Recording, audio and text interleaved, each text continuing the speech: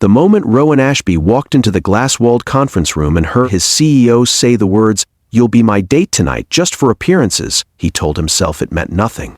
He told himself he was a professional. He told himself that a man who had spent 3 years rebuilding himself from wreckage of a broken engagement could handle one evening standing beside a beautiful, powerful woman and feel absolutely nothing. He was wrong. And the exact moment he realized it, the moment she reached across the white linen tablecloth, looked out at the glittering skyline, and quietly slid her fingers through his, was the moment everything he had carefully constructed inside himself come undone. Rowan had never expected to end up as the personal assistant to Serena Voss, the 34-year-old CEO of Voss Capital Group, one of the most formidable financial firms in the country. He had taken the job 2 years ago out of desperation. His previous career in architecture had collapsed alongside. His relationship with a woman who had taken not just his heart but his professional reputation with her when she left.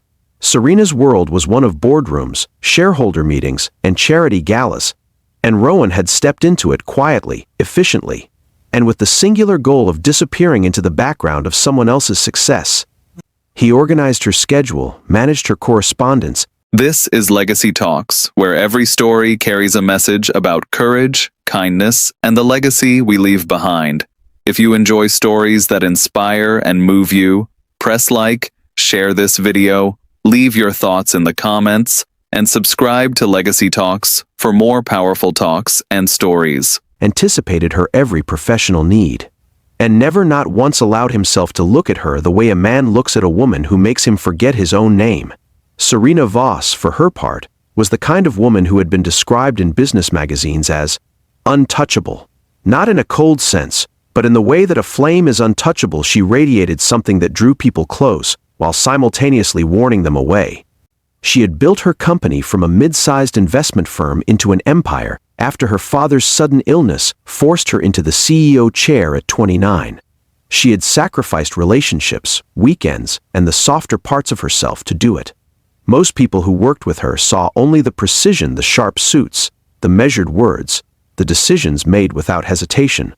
Rowan, because it was his job to know her schedule better than she did, had occasionally glimpsed something underneath.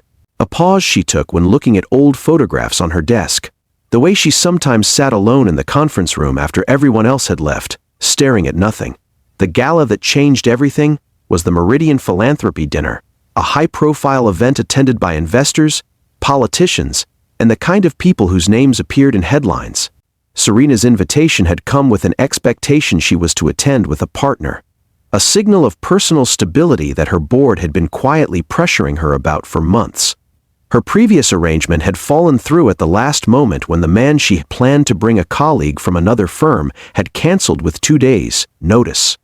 She had walked into the office that Friday morning, called Rowan in, and explained the situation with the same calm efficiency she brought to every problem. She needed someone presentable, someone she trusted, someone who understood the importance of discretion.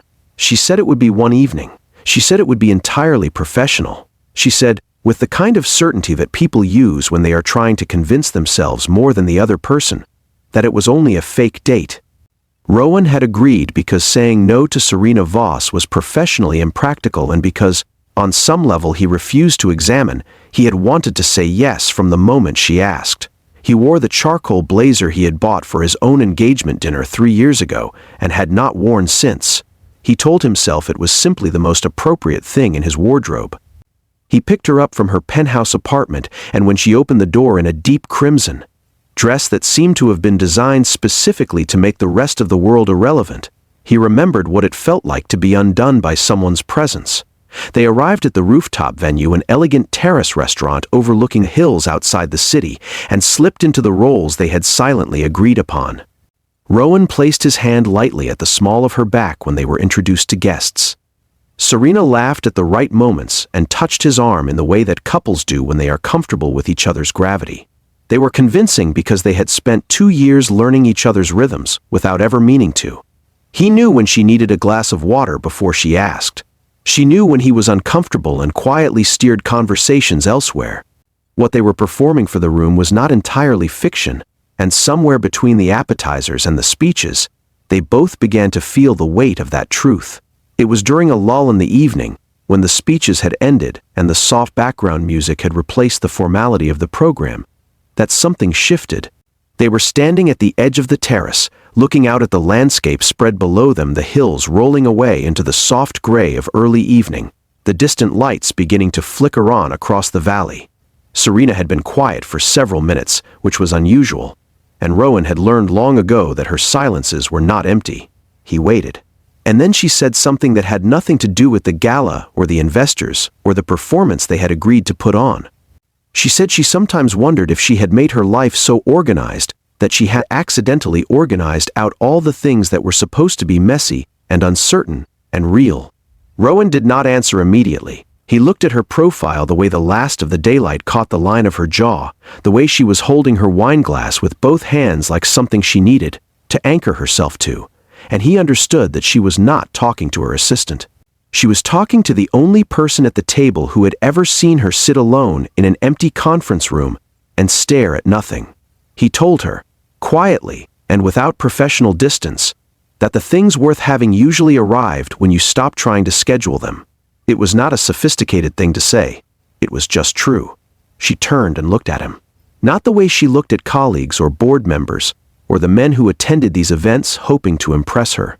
She looked at him the way people look at something they have been standing next to for a long time without truly seeing it, and then, without explanation or ceremony, she set down her wine glass, turned toward the table, and reached across and took his hand. Not the practiced touch of the evening's performance, not the deliberate gesture of two people maintaining a cover story. She simply held his hand, the way a person holds something they are not ready to let go of, and she did not look away. The world continued around them. Conversations carried on at other tables. Glasses were refilled. Someone across the terrace laughed at something, but in the space between Rowan and Serena, everything had gone still in the particular way that life goes still in the moments before it changes permanently. He felt the warmth of her hand, the slight pressure of her fingers, and he understood with complete and terrifying clarity that he had been in love with her for longer than he had ever allowed himself to know.